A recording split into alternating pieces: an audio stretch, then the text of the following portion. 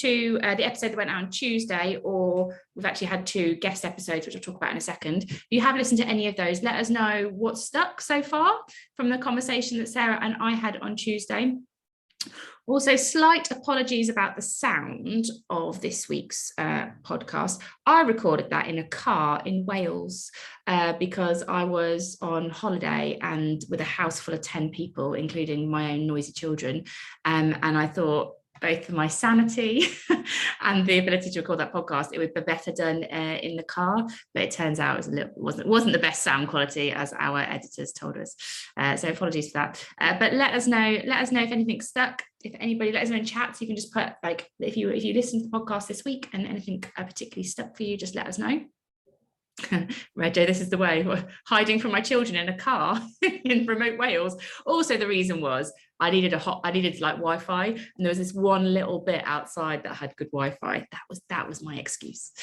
Sound quality. So we're going to dive into one of the main models that we talk about. But I just want to have a little chat. Anya says the progression part of the framework. I'm going to share the framework that we created, which was really the structure for the conversation that we had in a second. Sian's takeaway: I think I spend too long thinking about the perfect strategy and just needing to start doing. I saw someone share an article on LinkedIn this morning from The Economist about, like, why thinking too much is bad for you. And I was like, oh, as a resolute doer, I was like, oh, I want to read that to justify how all of my doing. And unfortunately, it was behind a paywall and I couldn't read the full article. So now I need to subscribe to The Economist. Fran, I love that. Reflecting how far that you've come in your change. Yeah, I think sometimes when you're kind of heads down in it, you sort of miss out sometimes on the progress that you're making. And the persistence and flexibility. We tried to bring it to life a little bit with the change that we have been making with Amazing If, from our kind of starting point in, I guess, 2013, when we committed to making this change, to where we are now.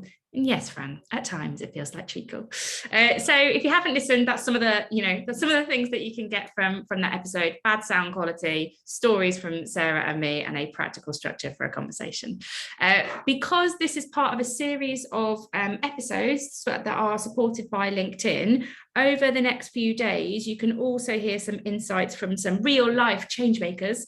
So far, we've had Sarah's conversation with Phil, which is here, which is all about LGBTQ plus equality in the workplace. And Sarah, anything to add on the Phil conversation? She is incredibly inspiring. So they are all worth listening to. Each of these people have done some very awe-inspiring work, but Phil in particular, I think, because essentially change has been her life. Whereas I feel like for some people, probably more like us, we have identified something that we want to change and then kind of made that our mission. I feel that it is just who she is and kind of what she does. And she's very humble in that, also like a really uplifting listen for someone who actually is making change in an area that's very hard to make change in. So she is very relatable. My mum listens, because my mum listens to everything we do. Honestly, if you're on Instagram, you can tell it's my mum commenting. Sometimes she doesn't try to hide it. It's just like Sue Ellis, and she's literally like, oh, Phil says her daughter's an inspiration, and then she writes something about me, and I'm like, oh, brilliant, mum. Like, everybody now knows these things. So yeah, have some fun if you want to. You can literally see my mum commenting. But my mum, who, like I say, listens to every episode, she said that she thought Phil was really relatable and really connected to her. So I think if you've not had a chance to listen to any of these other conversations and you wanted like a Friday, I'm going to go for a walk on a Friday, just want some inspiration to end the week, that's what Phil would give you. Oh, do you know what? Tings has put a comment in chat. You're the second person over in this week that said that they've noticed a change in our podcast. I think it's a change for the better about the podcasts have improved over time, which is great, because I think the one that I was just writing about today is like episode 230. And I was like, I mean, you'd hope we would get better in 230 podcast episodes. But the fact that I recorded one that's going live next week with my microphone back to front would imply otherwise.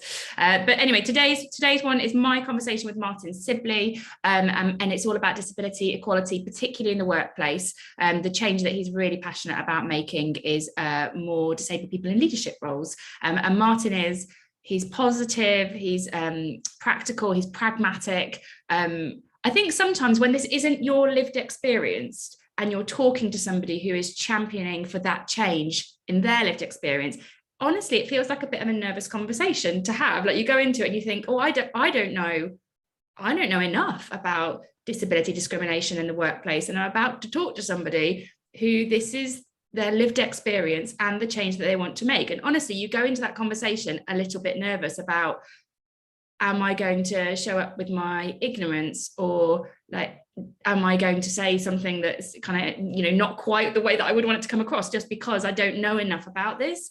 And I kind of went into that conversation with Martin having that little bit of a kind of gremlin, I suppose. And Martin is so positive and practical and pragmatic that all you can do is listen and learn and want to support him. That's how I came away from it. He made it a very safe thing for me to not know all of the things that he was struggling with and championing for, and I came away with much more clarity from it. So that's kind of I was listening back this morning and thinking, oh, Martin, you are great, was my kind of takeaway from that conversation. So we've got 4 more.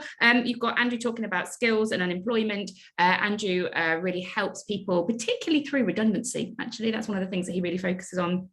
Sarah's chatting to Layla, who's a sustainability actionist, got a conversation with Sonia about gender equality, and then Neil talking about mental health, all linked in Changemakers. And yeah, would love your feedback on these conversations. But back to today and Pod Plus. James, I'm glad. Yeah, I think I think that's part of what we tried to get over with those episodes, is that you can listen and learn in a really safe way, so that then you can support in the way that feels right for you. So this is effectively what we talk about, the structure, the podcast that went live this week, which is a model for making change. 5 Ps. Projection, which is all about the vision. Personal, which is about how you connect to the meaning in the change. People, who are you trying to help, getting very clear on that, but also who can help you. Progress, like how are you going to move things forward, what's the next big action you can take. And then positive impact, how do you know that what you're doing is working, and how are you going to measure it.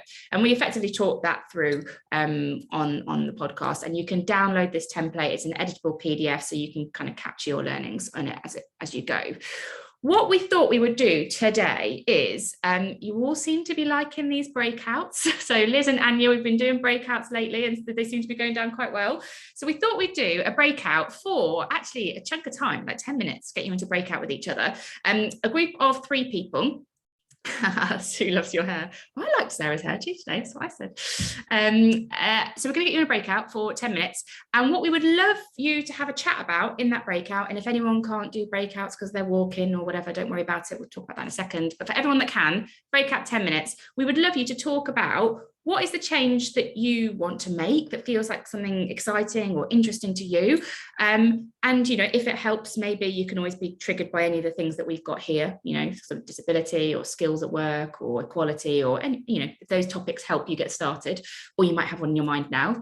And then pick a P that you want to talk about together. So you might say, the P I'm going to talk about is projection. What's your vision for what good looks like? Or maybe it's personal. Why is this meaningful for you? Or it's people. Who are you helping? Who do you need help from? Or it's progress. How are you going to track it? Or it's impact. How are you going to measure it? We'd love you just to talk about a P, just have that conversation, listen to each other, learn from each other. And then we're all going to come back together and do a bit of a Q&A. Any questions that you've got on any of those Ps, you can ask us, and we'll try and answer you here and there. And if there's anything we can't, we'll come back to you afterwards. And if you want any additional examples of how we've taken that forward in Amazing If, Sarah and I will share it with you. That is the plan. I'd like to make one point, Helen, Yes. on a change. Just because I think it can sometimes be intimidating when you look at those change makers on that that we've spoken to. You might be thinking, well, I'm not making a big change in one of those, really significant areas. This change could be, I want to create more trust in my team. That this change could be, I'm really passionate about flexible working, and I'd like us to think about that in my team, or I just want to learn more about that. So it can be, it doesn't have to be this. Sometimes I think those big topics like disability or LGBTQ plus and the areas that like Phil talks about with terms of Black Pride and things feel very, very big and very significant. Now you might be connected to one of those causes, you might be connected to one of those things, as Helen talked about, but you might not. If I think about the changes that I wanted to make in the first 15 years of my career, they were much, much smaller. They would be changes in terms of helping people to prioritize learning. it would be, how do we create space to be curious in our day jobs? So it can be absolutely anything, any kind of change that you feel connected to is really, really valid. So it's one of those things where we hope those change makers are inspiring, but we don't want them to kind of diminish the intimidating. Or be intimidating. Okay, brilliant. All right, so I'm going to open these breakout rooms now. You'll be 3 to 4 people. Any problems, don't worry, we'll sort you out. Otherwise, the rooms will close in 10 minutes and we'll kind of do a bit of a Q&A bit at the end. So here we go. If you can just click to join, and then we'll sort anyone else who's having any problems, and see you all very soon. First thing, just for the benefit of everybody in the community, because you never know who knows what and who knows who, just let us know in the chat, if you'd like to, what is that change that you would like to make, the change that you feel really connected to? Because often with this community, there's all sorts of connections and opportunities that end up coming up from those conversations. So if you want to share it in chat, you'll see that Isabel shared with us about the fact that she's passionate about digital upskilling, because that helps to lead to social mobility. So she shared that with us in our kind of mini breakout room that we had. Leon talking about helping my company understand the value of a brand. Brilliant. If you haven't listened to the podcast episode with Niran, Leon, he is brilliant on that. I've got some from my old school days of working in brand. I've got a few good ideas on that. If you want to email me, I'm very happy to share some ideas. Their book is very good on that. And the forward is written by Nando's, the guys that founded Nando's. James is sharing a link. That sounds interesting. Improving mental health, Anya, great. So the episode with Neil coming up would be really interesting. There's also a really good new book coming out from the Penguin Expert series from James, who has a surname that I can't remember, but he's the founder of Sanctus, which is like a mental health, I think, charity that looks really good. That might be worth having a look at. Breakout room. Oh, nice to catch up. Glad people are enjoying the breakout rooms. Appreciate if you're new today, and if you're like me, sometimes being put in a breakout room can feel a bit sort of, you're like, oh, not quite ready for this at whatever time, 9 o'clock on a Thursday morning. But I hope it did feel okay. Hi James, talking about a number of women in the fire service. Menopause, Nicole. That new book that's out on menopause has gone in at #1 Sunday Times bestseller, I saw this week, which is encouraging. Channel 4 are doing some really good stuff on menopause, worth following them. Let me know if you can't find it. Creating more social impact. Social impact on carers as well. Careers, sorry, not carers. Lois there, brilliant. Okay, great. So next question for you all, and we'd love you to use annotation for this. So I know lots of you know how to use the annotation already. It's view options, annotate, stamp, and then star. You go to the top of your screen to find that. We'll put those instructions in chat for you. We'd love to know, of the 5 Ps using annotation, which is the one you find the hardest, or which is the one that you need the most help with. And let's just see if there's a trend or a theme across the group, or whether actually it's very personal and depending on the change that you're trying to make. So we just wanted to see if there's any themes here.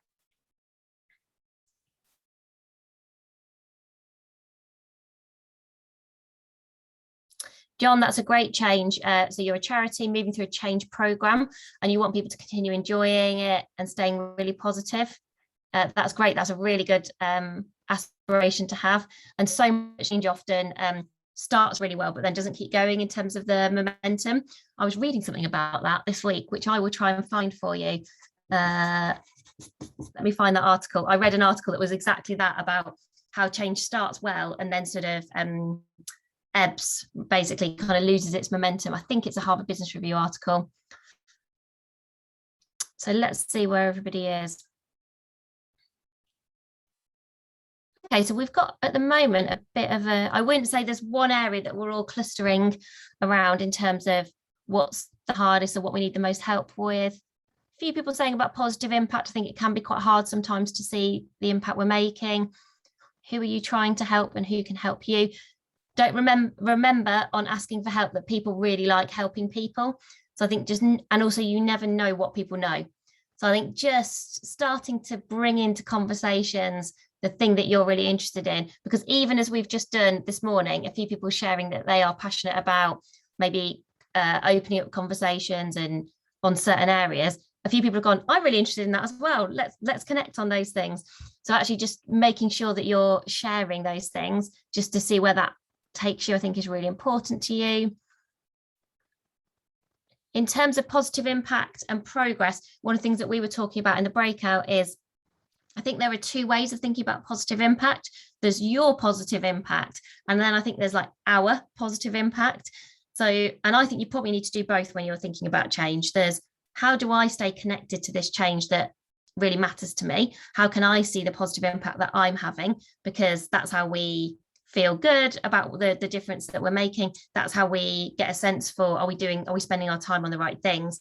And then I think it's, what are the metrics and the bigger measures that you're going to look at that are beyond you? Because none of us, in the areas that we're talking about, change is never just one of us, it's always all of us. So I think it's just about getting that balance between those big things that you can connect to and the small as well.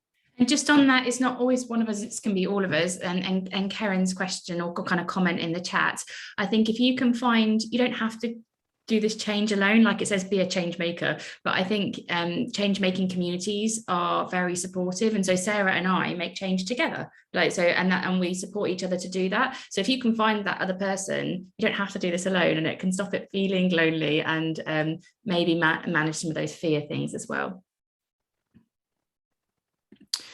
So thank you for sharing, James. That's really interesting. Just conscious of time now and letting you all go. So we've obviously got another 4 episodes for you to hear people who are making change in their everyday life. They know that change, they're committed to it. There's lots of different insights that you can get from that. If you have more questions after today, if you download this and you start to use it, or you have any ideas or resources that have really helped you, do let us know. You can always email us. We're just helen@amazingif.com or sarah@amazingif.com, or if you want both of us, Helen and Sarah, amazingif.com, pick. Yeah, we will try and answer any questions that you have to help you with your change. But I think honestly, those 6 conversations, there's so much wisdom in those conversations, so I would probably like have a listen to that first. There's a lot that you can pick up and take away from those conversations as well. But hope you like this kind of series of episodes that we've done all around change making.